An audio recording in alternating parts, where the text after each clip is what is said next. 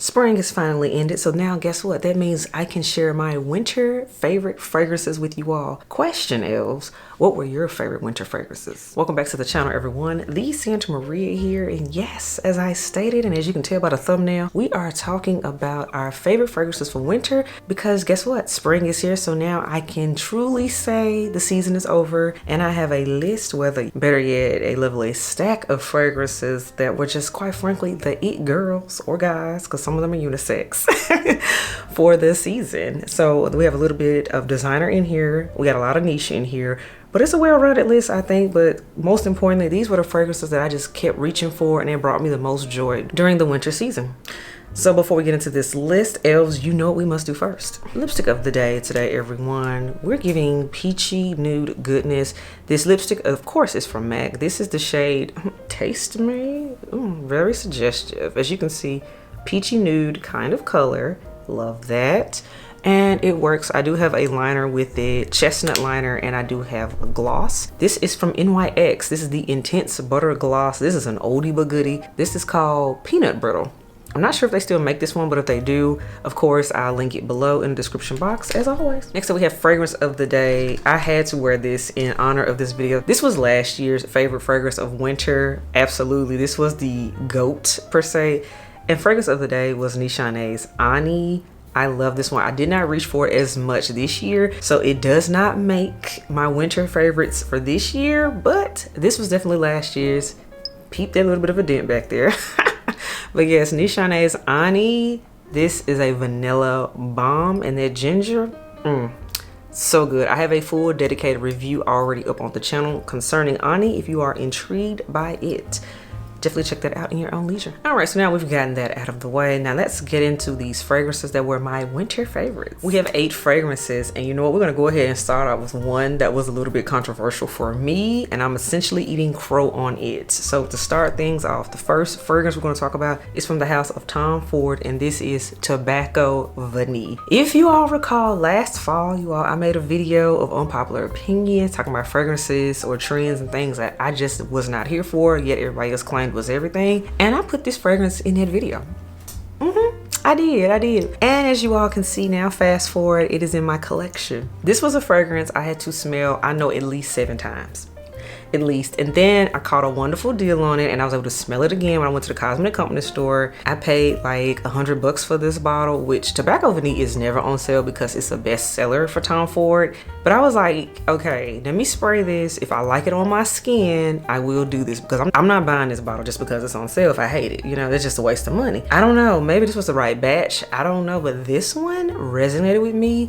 And I have found myself reaching for this. I've even taken this bottle on trips with me during these cold months. And Tobacco Vanille, I get it. I know a lot of men love this one. I've seen a lot of ladies talk about it. So this one is truly a unisex fragrance. I will say though, I notice more men tend to like it. So I'm going to say this one leans a little bit more masculine. But Tobacco Vanille, I finally get it. Not a new fragrance at all, been out for years, but it's something about that creamy spice about it, but with that vanilla in here, it works. And especially when it's cold outside. Absolutely. So Tom Ford Tobacco Vanille, I'm eating crow on you. I gotta put respect on your name because you good. Tobacco Vanille from Tom Ford. Next fragrance. This was one that did receive a lot of hype in the YouTube streets, particularly 2021 going into 2022. And I did sample this one first. I did it in a sampling series because I was hearing interesting reviews on it. And I wasn't familiar with the house at the time, so you all know I had to sample first. I was not gonna blind buy this, but this one was actually worth the hype, and it is a cold weather stunner for sure. I'm talking about from the house of BDK, and this is Gris Charnel. Gris Charnel isn't talked about as much now. The hype has kind of died down on it, which personally I prefer that. So therefore, you can really try out a fragrance to see if you actually like it, or was it just YouTube telling you that you should like it, you know? That kind of happens here, and I get it. It's a whole thing. But yes, Gris Charnel is a fig scent. It's smoky. It's interesting. It's very much unisex, although I do agree, to me, this is just amazing on a woman. I feel my sexiest wearing this because unisex scents on a woman just kind of hit a little bit different. And this one has a very come hither come hither about it. It's kind of giving villain. It's kind of, I like it. I like it. And by the way, it does help that I actually sprayed this on recently because we're in the middle of a freeze warning, by the way, even though it's spring. Sprayed this on recently and I just walked around the house, no big deal, just getting ready to go out with the head elf. And he walked by me and said, well, you smell amazing. Completely head turner for him, stopped him in his tracks. So this is one that does what it needs to do, and I've received compliments out and about too, not just from him. So no, this is truly a stunner, and I gotta say, it's a cold weather worth the hype fragrance for sure. Gris Charnel from the house of BDK. Next fragrance, I've kind of shared a little bit about this story, but this is another fragrance, you all, I had to eat crow on. This is from the house of Guerlain, you all, and I smelled this one originally when I went to the Guerlain counter in Atlanta, but then I was like, I'm not feeling it. But then I started hearing about how amazing the intense version of this fragrance was for cold weather. But then when I tried to get it, it was sold out everywhere. You all, I found this when I went back through Atlanta again. Instead of this time, I was running through the airport and I found the duty-free shop and they had this bottle. The good thing is too, it still had the old pricing before these 2023 price increases started to happen. So I was able to get a big bottle of this fragrance and I love this. I've been reaching for it a lot since it's been cold. I'm talking about from the house of Guerlain. This is Mon Guerlain Intense, you all. Mon Guerlain Intense. I still love the original one, which I do have a review up on the channel. But that one I like more so for spring and summer. But we're talking about winter time, cold weather, the Intense. You still have that lavender in here that made the original iconic, but there's a heavier dose. There's a whole pound, a ton of vanilla in this one, which vanilla works wonders in cold weather. And normally I would not have gotten a big bottle of something. Y'all know it's rare I do 100 mils, but I'm actually really happy I have 100 mil of this one because this is so sexy. And I must say, this one particularly, I'm more in rooms with women that tend to be more older than me, more mature women, that type of thing. They love when I wear this. I get compliments from them nonstop. And they're like, They wouldn't expect this type of a scent on a woman that's my age. So I kind of get a little bit more respect from the older women. We love our seasoned ladies. We love those. So this is definitely one of those when I'm going to a ladies who lunch, brunch, that type of thing, or a meeting. Yes. Guerlain Intense. Mon Guerlain Intense was a yes for winter. Yes. Next fragrance we're going to talk about, you all. This was one... You loved her or you hated her, but you had to put respect on her for being intense. And this fragrance I'm talking about was a new release for 2022. Came out right in time for winter. And I'm talking about from the house of Kayali. And this is Vanilla Royale Sugar Patchouli number 64. This is a scent that was not a love at first sniff for a lot of people. And a lot of us had to say this, those that had it, those of us that had it early. We was like, look, this is a scent you're gonna have to wear. You're gonna have to play in it. It's not a like, oh, a mass appealing scent. It's quick to throw on because it has oud in it. Most people aren't used to oud. Oud is a very challenging scent if you're not used to it, if you don't wear a lot of niche perfumes, and it's particularly if you don't wear a lot of Middle Eastern perfumes, which Kayali is Middle Eastern based. But y'all, this hugs your skin and doesn't let go. This is that rum in here, getting that oud and a whole lot of vanilla. There is patchouli in here, which I mean patchouli is in the name, but this hugged a sweater. It hugged a sweater. It lasted all day. Quite frankly, out of all of my Kayalis, this one lasts the longest on me, and that's exactly what you want, a heavier scent, especially when it's cold. So this one definitely did what it needed to do, and it came out at the perfect time last year. So definitely get your nose on it if you haven't, because I know it is available in Sephora's now. But yes, Vanilla Royale Sugar Patchouli number 64.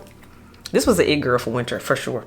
Next up, now you all know it would not be a list without a bond from my channel. Y'all know this because I'm a bond girl. Y'all know this is a scent I found myself reaching for more so than others from my bond collection. This was an easy reach, and it's because of the hazelnut in here and the cacao that is in here. And if you know, you know the fragrance I'm talking about from the house of bond number 9, Tribeca.